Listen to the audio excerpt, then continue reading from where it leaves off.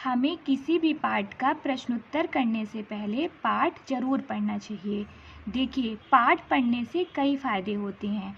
जब हम पाठ अच्छी तरह से पढ़ते हैं तो हमें उससे नई नई जानकारियाँ मिलती हैं जो कि हमें पहले नहीं पता होती है। दूसरा, जब हम प्रश्नोत्तर करने जाते हैं तो हमें प्रश्नों का उत्तर पहले से ही पता होता है, क्योंकि वह प्रश्न पाठ से ही आए होते हैं।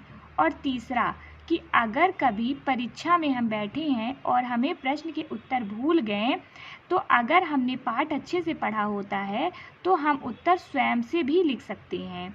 इसीलिए आप लोग पाठ में विशेष तौर से ध्यान दिया करिए और मन लगाकर पढ़ा करिए। आज हम पढ़ेंगे पाठ 16।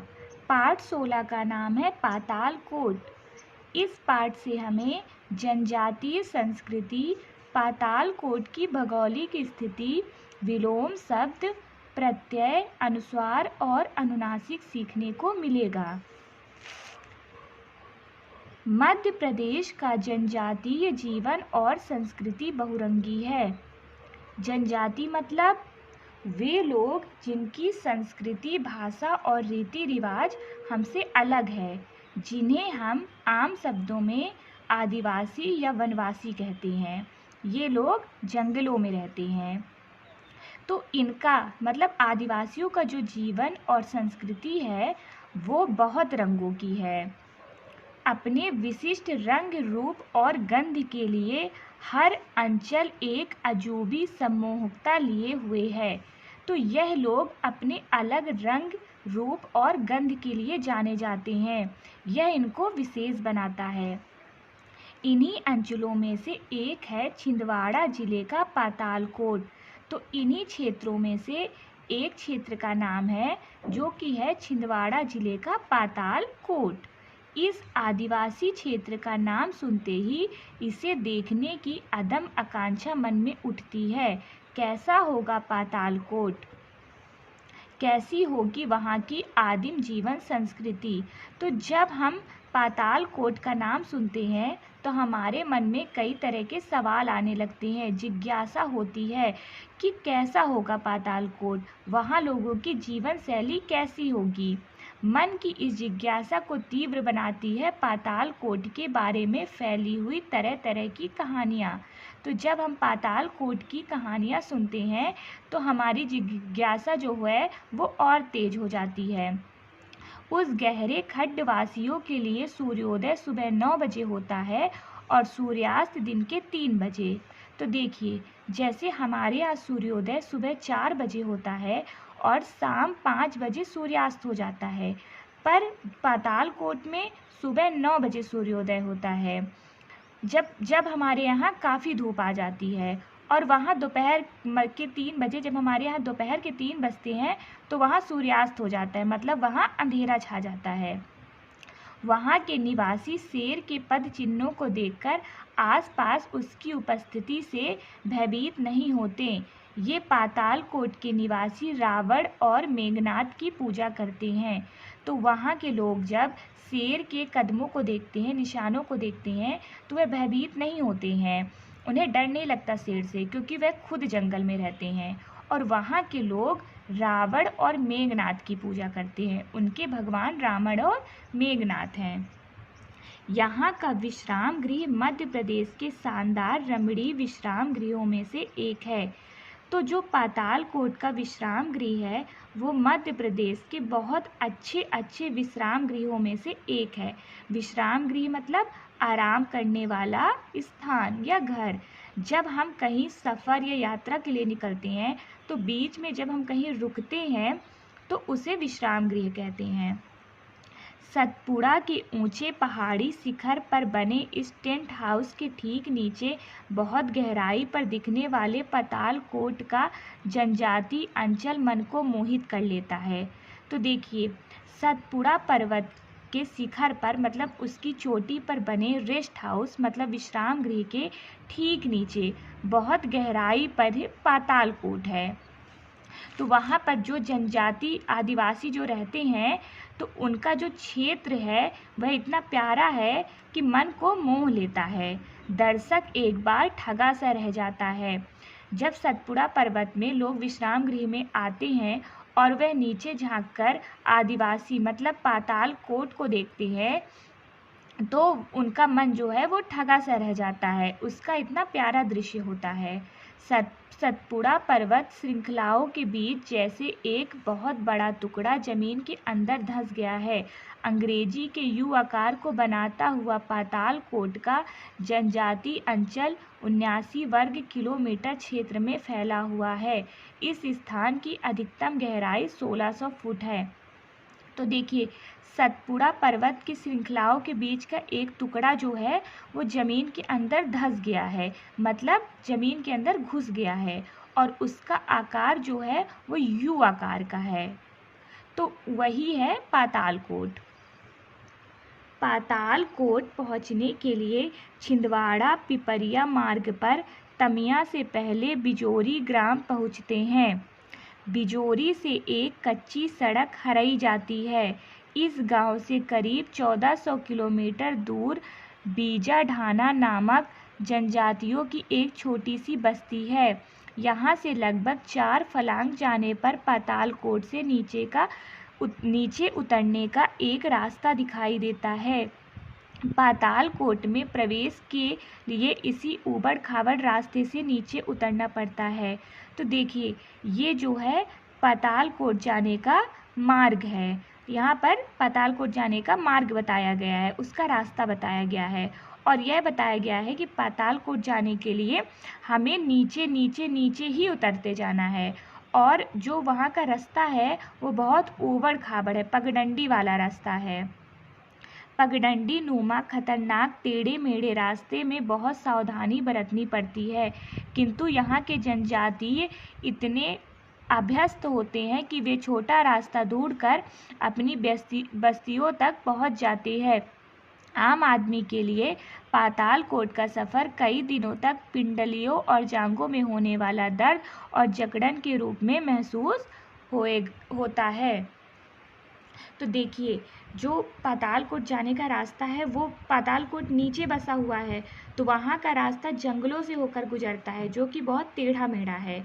तो वहाँ के जो आदिवासी लोग रहते हैं वो तो छोटे छोटे मार्ग ढूंढकर किसी तरह पहुँच जाते हैं, क्योंकि उनका हमेशा का काम हो गया है।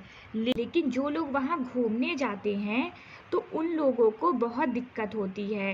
रास्ता इतना ऊबड़ खाबड़ है कि उनकी जांघों में दर्द और जकड़न महसूस होने लगती है। काफी घना जंगल होने के कारण नीचे उतरते समय सचमुच ऐसा महसूस होता है कि हम पाताल लोक में पहुंच जाएंगे। तो देखिए, इतना घना जंगल है और इतना नीचे उतरना पड़ता है कि ऐसा महसूस होता है कि हम पाताल लोक पहुंच जाएंगे। पाताल लोक मतलब जो कि हम हमेशा से सुनते हैं कि हमारे धरती के नीचे, पृथ्वी के नीचे एक पाताल लोक है। यहाँ पर बात पातालकोट की नहीं हो रही है। यहाँ पर बोला जा रहा है कि इतना नीचे उतरना पड़ता है पातालकोट जाने के लिए कि मानो ऐसा लगता है कि हम पाताल लोक पहुँच जाएंगे। अधिक गहराई में बसे होने के कारण इस पूरे क्षेत्र को पातालकोट की संज्ञा मिल गई। वैसे यहाँ के जनजातियों की पारंपरिक मान्यता है कि लंकाधिपति रावण अपने आराध्य देव शंकर की पूजा करने के लिए पातालकोट के रास्ते से ही आता जाता था। यह सिर्फ लोक मान्यता है, इसका कोई ऐतिहासिक प्रमाण सूत्र नहीं मिलता। पातालकोट में जनजातियों के 16 ग्राम हैं, जिसमें से सिर्फ 6 आबाद हैं, शेष वीरान। तो देखिए, जो पाताल लोक के लोग हैं, आदिवासी हैं, वे मानते हैं कि जो उनके भगवान थे, मतलब लंकाधिपति रावण, वो अपने आराध्य शंकर जी की पूजा करने के लिए पातालकोट के रास्ते से ही आते जाते थे। यह सिर्फ ऐसी मान्यता है, इसका कोई सबूत नहीं है। तो देखिए, पातालकोट में 16 गांव हैं, आदिवासियों के 16 गांव हैं, जिसमें से सिर्फ 6 गांव में ही लोग रहते हैं। बाकी के 10 गांव जो हैं वो खाली पड़े हैं। इस पूरे क्षेत्र में भारिया जनजाति के सिर्फ 1400 लोग बसे हुए हैं। तो यहाँ पर जो यह क्षेत्र है, यहाँ पर भारिया जनजाति मतलब ये आदिवासियों की एक जाति है, उसी के 1400 लोग रहते हैं। इनके बारे में एक मान्यता यह है कि ये पहले भरवाहक थे। तो भरवाहक मतलब जो कि बोझ ढोने का काम करते हैं। तो जैसे पशु ढोते हैं, कोई भी भार होता है वो ढोने का काम करते हैं। तो लोग ऐसे मानते हैं कि ये जो भारिया जाति थी ये पहले भरवाहक थे। सन 1817 में नागपुर राज्य के शासक रघुजी भोसले अंग्रेजों से सीताबर्डी के युद्ध में पराजित हो गए थे। उन्हें बंदी बनाकर चुनारगढ़ के किले में कैद रखने का निर्णय लिया गया। नागपुर से चुनारगढ़ जाने के लिए सिवनी, जबलपुर, सिहोरा, रीवा, मिर्जापुर, बनारस का राजमार्ग है। इसी रास्ते से जाते हुए रघुजी भोसले और उनके साथ वाले भरवाहक कैद से भाग निकले। छिंदवाड़ा, बैतूल और पंचमढ़ी के सघन और निर्जन जंगलों में छिप गए। कुछ भरवाहक इस पातालकोट क्षेत्र में घुस गए। यहाँ बसकर वे कालांतर में भारिया कहलाने लगे। इनकी भाषा में मिलने वाली मराठी शब्द इस मान्यता को और मजबूत बनाते हैं। तो देखिए, सन 1817 में जब नागपुर के राजा रघुजी भोसले को अंग्रेजों ने सीताबर्डी युद्ध में हरा दिया था और यह सोचा कि इनको हम चुनारगढ़ के किले में कैद करा देंगे। तो जब राजा को और उनके साथियों को लेकर जाया जा रहा था चुनारगढ़, तो बीच में ही राजा और उनके लोग भाग निकले और जंगलों में छिप गए। और फिर इसके बाद यही लोग पातालकोट में भरवाहक जाति के रूप में रहने लगे। तो इनके जो भाषा में मराठी शब्द मतलब महाराष्ट्र की शब्द नागपुर की भाषा मिलती है, इसीलिए लोग ऐसा मानते हैं कि ये लोग रघुजी भोसले की प्रजा है, उन्हीं के लोग हैं। फिर भारिया जाति के लोग पातालकोट से हरई तक ही मिलते हैं, तामिया के आगे नहीं मिलते। सिर्फ इसी सीमित अंचल में भारिया लोगों का मिलना इस बात की पुष्टि करता है कि भरवाहक मजदूर यहाँ के मूल निवासी बन गए और भारिया कहलाने लगे। ये देखिए, यह है पातालकोट का चित्र। पातालकोट में इस समय करीब 250 परिवार हैं। यही खड्ड इनकी दुनिया है, इनकी जिंदगी है। बाहरी दुनिया से इनका कोई संबंध नहीं। केवल सप्ताह में एक दिन सिर्फ गुरुवार को ही ये पातालकोट से निकलकर छिंदी ग्राम में साप्ताहिक हाट बाजार करने आते हैं। अपनी वनोपज मिट्टी के मोल व्यापारियों को दे जाते हैं तथा नमक और कपड़ा जैसी ज़रूरत की चीज़ें खासी कीमत चुकाकर ले जाते हैं। तो देखिए, पातालकोट में जो लोग रहते हैं उनको सिर्फ अपने लोगों से मतलब है, उनको बाहरी दुनिया मतलब हम लोगों से कोई मतलब नहीं है। वो अपने में ही रहते हैं और वहीं रहते हैं। केवल सप्ताह में एक दिन जब उन्हें ज़रूरत होती है तब वो बाज़ार आते हैं और पैसे देकर सामान खरीद कर ले जाते हैं। पुरुषों के लिए गुड़ की जलेबी और महिलाओं के लिए निकल धातु के गहने हाट बाजार में मुख्य आकर्षण के केंद्र होते हैं। वहाँ के पुरुषों को गुड़ की जलेबी बहुत पसंद है और महिलाओं को धातु के बने गहने। पातालकोट के चारों ओर सतपुड़ा की ऊंची ऊंची पहाड़ियाँ हैं, इसीलिए सूर्योदय दिखाई देने में विलंब होता है। तो देखिए, जैसे बताया गया था ना कि पातालकोट में 9 बजे सूर्योदय होता है। तो क्यों होता है? क्योंकि पातालकोट बहुत नीचे बसा हुआ है और पातालकोट के चारों तरफ सतपुड़ा पर्वत की ऊंची ऊंची पहाड़ियाँ हैं। तो सूर्य तो अपने समय में ही निकलता है, लेकिन वहाँ तक उजाला जाने में बहुत समय लग जाता है, जिसकी वजह से उनका जो सूर्योदय होता है वो 9 बजे होता है। ठीक उसी प्रकार जब सूर्यास्त होने लगता है तो पहाड़ियों की वजह से पातालकोट में अंधेरा जल्दी छा जाता है, इसलिए वहाँ 3 बजे ही सूर्यास्त हो जाता है, यानी कि अंधेरा हो जाता है। सागौन, साल और बीजू के सघन वनों से आच्छादित बहुत गहराई वाले भागों में सूर्य करीब 9 बजे दिखाई देता है और सूर्यास्त दिन के करीब 3-4 बजे तक हो जाता है। इसलिए जो दिन का सीमित समय मिलता है उसमें ये लोग पुराने ढंग से अपनी खेती करते हैं। तो देखिए, पहाड़ जो है तो उसकी ऊंचाई की वजह से इनको दिन का समय बहुत कम मिलता है, क्योंकि उजाला बहुत देर से होता है, अंधेरा बहुत जल्दी हो जाता है। तो जो भी इनको समय मिलता है उजाले का, उस समय में ये अपनी पुरानी ढंग से खेती करते हैं। कोदो, कुटकी और जगनी की उपज लेते हैं। अब ये मक्का भी बोने लगे हैं। ये लोग मुख्यतः खरीफ की फसल लेते हैं। यहाँ करीब 50 इंच वर्षा होती है। जल का स्रोत छोटी छोटी नदियाँ, नाले हैं। सभी उत्तर की ओर बहकर एक नदी बनाते हैं, दूधी, जो आगे चलकर नर्मदा में मिलती है। ये लोग मुर्गियाँ पालते हैं और बकरियाँ भी रखते हैं। बकरियों की लेंडी खाद के काम में लाते हैं। चिरौंजी और महुआ जैसे वृक्षों से ये वनोपज जुटाते हैं। ये दिन भर कड़ी मेहनत करते हैं और शाम होते ही खा पीकर नाच गाने में मगन हो जाते हैं। नृत्य और गीत इनके आमोद प्रमोद के मुख्य साधन हैं। तो देखिए, इनकी आमदनी का जो मुख्य साधन है वह है खेती।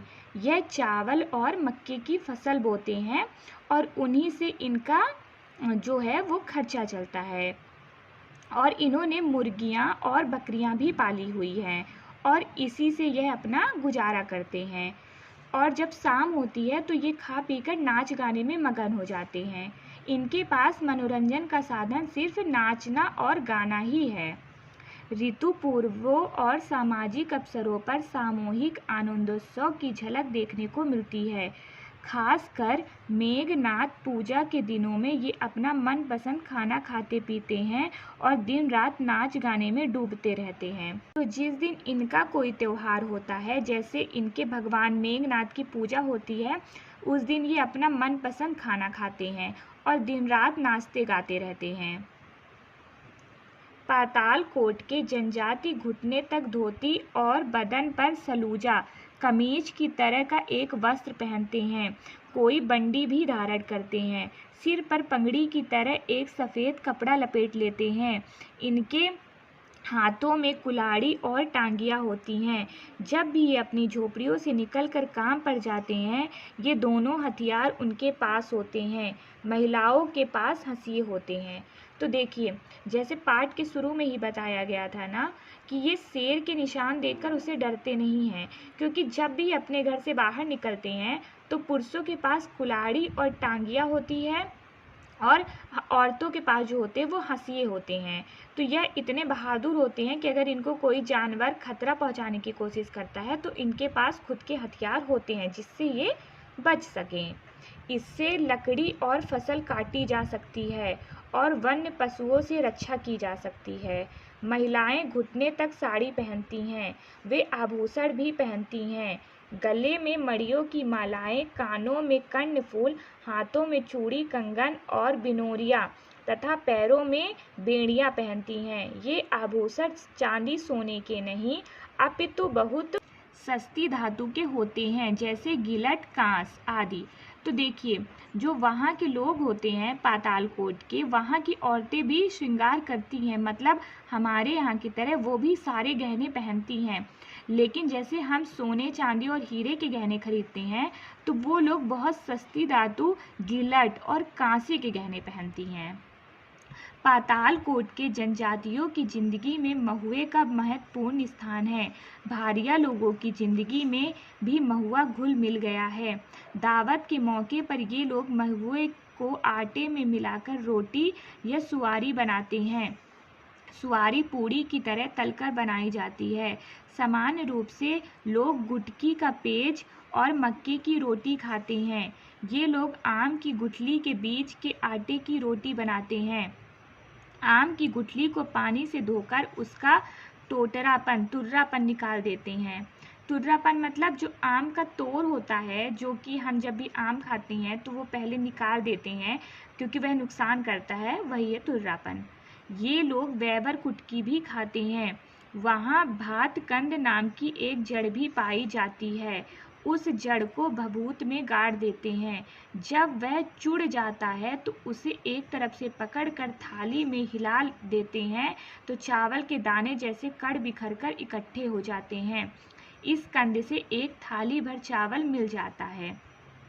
तो वहाँ पर एक जड़ पाई जाती है, तो वो लोग उसको खोद कर लाते हैं, जड़ को निकाल कर ले आते हैं और चूल्हे में मतलब राख में गाड़ देते हैं। जब वह पक जाती है तो उसमें से चावल के दाने जैसी कण बाहर निकल आते हैं, जिससे इनको खाने के लिए चावल मिल जाता है। यहाँ कल का पिछड़ापन और आज के विकास की नई दिशा दोनों ही देखने को मिलती है। यहाँ पहले आजुढैया पद्धति से खेती करते थे, यानी जंगल काटते थे, आग लगाकर उसे जला देते थे और फिर उस जमीन से कुटकी के दाने बिखेर देते थे। तो देखिए, इन लोग का प्रमुख काम खेती ही था। इनके जो कमाई का साधन था आमदनी का, वो खेती ही है। ये उसी को बोते हैं, अनाज निकालते हैं, उसी से खाते हैं और कुछ अनाज बेचकर पैसे इकट्ठा करते हैं। तो देखिए क्या होता था, पहले ये लोग आजुढैया पद्धति से खेती करते थे। इनको नहीं पता था और देखा जाए तो इनके पास साधन भी नहीं था। ये क्या करते थे, जैसे हम लोग पहले खेत को जुतवाते हैं, उसमें हल चलवाते हैं, फिर खेत में अनाज बोया जाता है, लेकिन ये लोग जंगल काटते थे और उसमें आग लगा देते थे और फिर इसके बाद उस जो जंगल जो जहाँ पे उन्होंने आग लगाई हुई थी वहाँ पर दाने बिखेर देते थे। जब बरसात होती थी तो बरसात के कारण वहाँ पर अन्न जो है वो उगाता था। यहाँ के जनजाति कल का उपयोग करना नहीं जानते थे। जब तामिया में विकास खंड खुला तो इस क्षेत्र के जनजातियों को कृषि के लिए हल बैल दिए गए, परंतु ये हल उन्होंने अपने घर के सामने सजावट के बतौर रख दिए। तो देखिए, ये लोग हल का उपयोग करना नहीं जानते थे। तो जब क्या हुआ कि जब कृषि के लिए हल बैल दिए गए इन लोगों को कि ये लोग भी खेती आसानी से कर सके, तो इन्हें उनका उपयोग ही नहीं पता था। तो इन्होंने अपने अपने बैल को लेकर अपने अपने घर के सामने बांध दिया सजावट के लिए। जब उनसे पूछा गया कि हल का उपयोग जुताई के लिए क्यों नहीं करते हो, तो उन्होंने कहा कि धरती हमारी माता है और हम हल चलाकर उसका वृक्ष नहीं चीरेंगे। तो जब उनसे बोला गया कि हमने आपको हल दिया है तो आप उसका उपयोग क्यों नहीं कर रहे हैं, तो उन्होंने कहा धरती हमारी माँ के समान है, हम उनका वृक्ष मतलब सीना नहीं चीरेंगे हल चलवा के, मतलब उनको तकलीफ होगी। इस तरह की कई पुरानी मान्यताएं हैं जो अब टूटती जा रही हैं। यहाँ के आदिवासी खेती के नए तरीके सीखने लगे हैं। शिक्षा और स्वास्थ्य सेवाएं यहाँ शुरू हो चुकी हैं। तो देखिए, यह पातालकोट के पुराने लोगों की मान्यताएं थी कि हम धरती माता को तकलीफ नहीं देंगे। अब वहाँ के जो लोग हैं वो नई नई खेती के तरीके सीख रहे हैं। वन संरक्षण और विकास की दिशा में प्रयत्न हो रहे हैं। पंचायत और सामुदायिक विकास की कई योजनाएं क्रियान्वित हैं।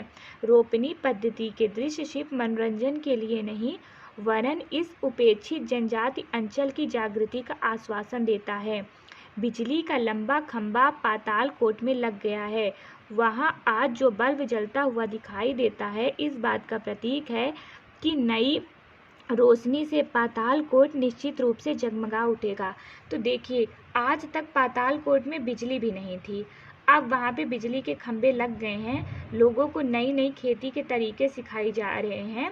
तो अब वहाँ के लोग भी धीरे धीरे करके नई चीज़ें सीख रहे हैं और यह पता लगता है कि पातालकोट भी जल्दी से ही निश्चित रूप में जगमगा उठेगा, मतलब हमारी तरह वह भी तरक्की करने लगेगा। तो देखिए, यहाँ पर पाठ समाप्त हो गया है। अब हम कल पाठ 16 का अभ्यास पढ़ेंगे।